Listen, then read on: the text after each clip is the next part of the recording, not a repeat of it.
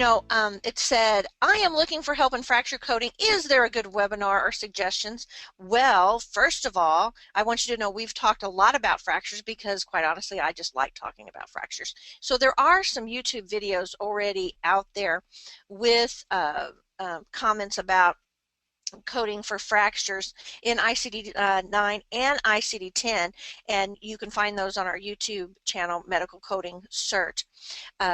But now, if it's something that you're struggling with and you want a more broad webinar, absolutely, we can do that for you. But this is really, a broad question. So I thought, let's break it down. Let's talk about the terms that you're going to see often. And those key terms are going to be with the fractures and the treatments that are involved. If you don't know what the medical abbreviation for fracture is, it's FX, and the medical abbreviation for treatment is TX. The first term that you want to be aware of is open, an open fracture. And what that means is bone is sticking out of the wound, and that it broke through the skin. This doesn't mean that the bone has to be exposed the whole time, because sometimes the bone will pop out and then go back in, which is also additionally a very bad thing, because it allows you to introduce outside organisms and infection into the bone. And if you didn't know, your bones help produce blood cells, the bone marrow does, and if you get an infection in a part of your body like the blood, it goes throughout the whole body, right? Because your blood goes throughout your whole body. So another one is a compound, which just means the same thing as an open fracture. So you may see the term used as open fracture or compound fracture. Closed is very simple. It just means the skin did not break. Okay, so there's a fracture and it didn't open up.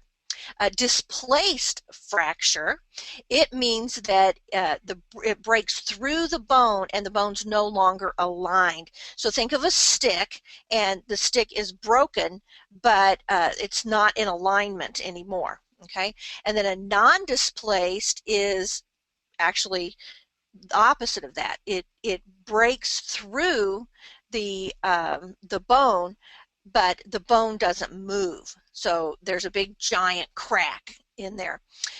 Commuted means that it's all kinds of different pieces. And honestly, I don't think that that's the way you say it. I say commuted, but comminuted. Yes, there you go. Comminuted. Comminuted. And your fans are saying they're glad you didn't have a picture for this one. We're not done yet. No, I don't have another picture. No. So again, that is the way Laureen says it is the proper way to say it. I just don't pronounce that properly, and I don't think I'll ever get that to change in my brain. So the next is traumatic fracture. Well, that just means a fracture. All fractures are traumatic, unless then there's exceptions. It is a pathological fracture, which is considered a non-traumatic fracture. So how do you know the difference? Well, it's quite simple. A pathological fracture is caused by the result of a disease. So the number one disease that comes to mind for me is osteoporosis, because the bone gets spongy and it's not as dense, so therefore it fractures. Another big one would be bone cancer.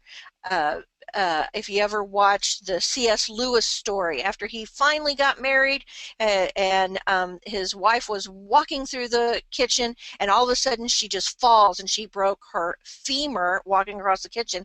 Come to find out she had bone cancer. And so that would be a pathological fracture. The next one would be a stress fracture. Now, the difference between a stress fracture and that non-displaced fracture is the stress fracture is a real thin line. Sometimes it's really hard to see on, the radiologist will go back and look. So maybe the doctor looked at it and goes, man, I don't see a fracture here, but all the indications, signs and symptoms are telling me this is a fracture. I'm going to go send it over to a specialist, and they look at it and they say, yeah, look, that's a hairline fracture, a stress fracture. Compression fracture, that happens in the vertebra.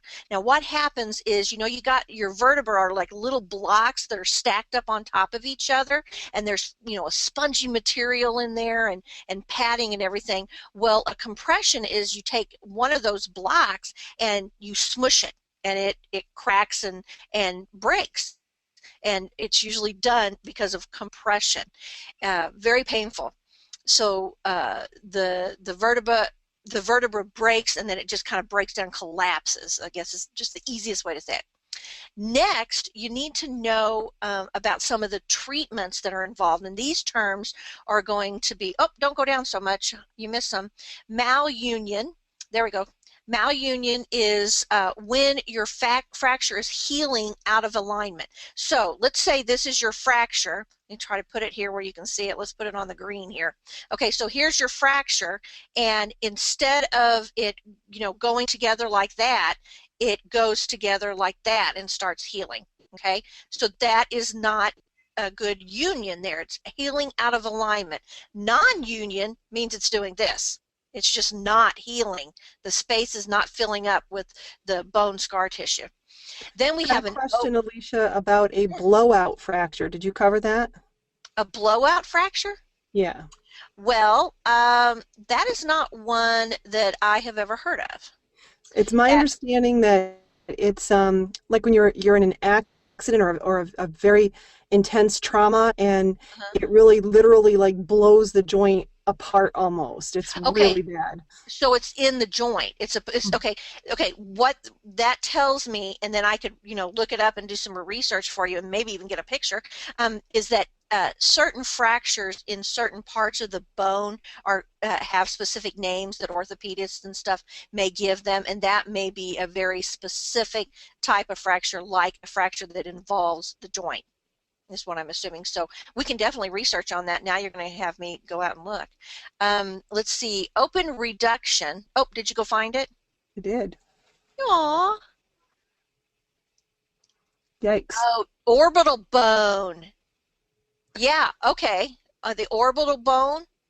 And so it says a blowout fracture is a fracture of one or more of the bones surrounding the eye and is commonly referred to as an orbital floor fracture.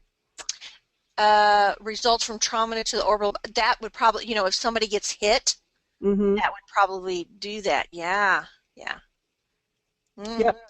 And the problem with that is the treatment that's involved with that too. You know, if that's all displaced and stuff, they may have to go in and do some work to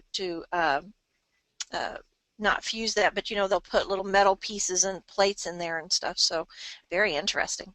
Let's see, open reduction. What that means is that they are cutting open the skin, looking at the fracture, and they're going to put the fracture back together, put it in alignment, and often put pins or rods in there. That's an open reduction. A closed reduction or manipulation is where they just go in and twist and move and everything and put that bone back in alignment, secure it, go x-ray it again, and make sure that it's okay.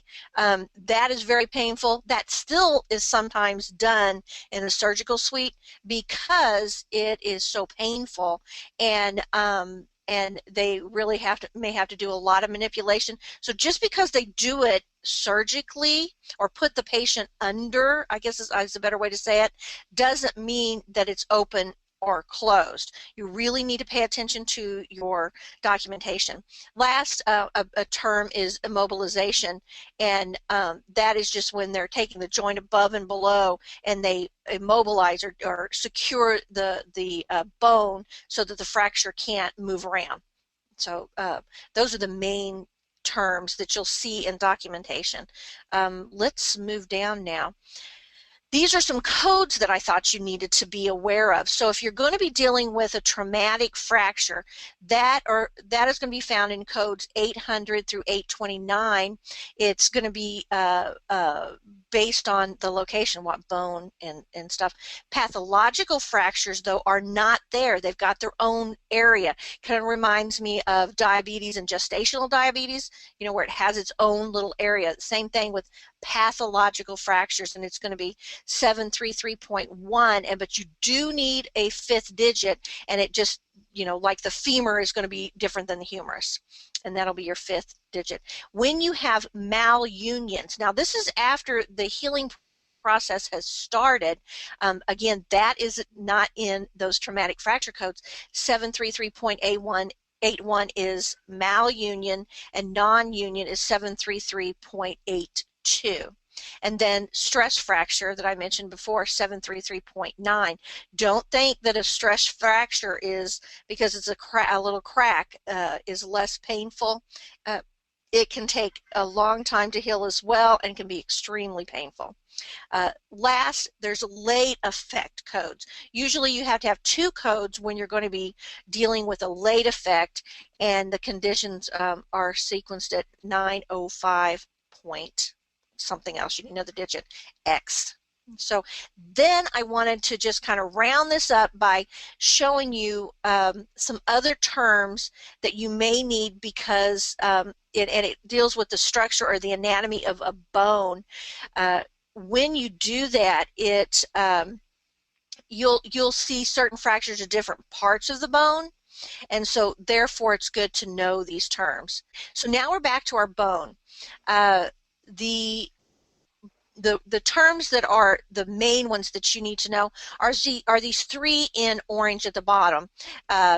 Epiphysis is the head. You'll have one on each end of all of the long bones, and the diaphysis is the shaft. And a lot of times the documentation uses these words, and so does the coding manuals. So be very aware of them. There is lots of resources out there for the bones, but a little piece of advice, that if you don't know the bones, you really need to know the bones, and you need to know their real names, not that this is not the skull, it's the cranium, things like that. So I would take the time to learn the bones and their names, and where they're located in the body, and that will help you as a coder. Do you need more medical certification training? Go to www.cco.us.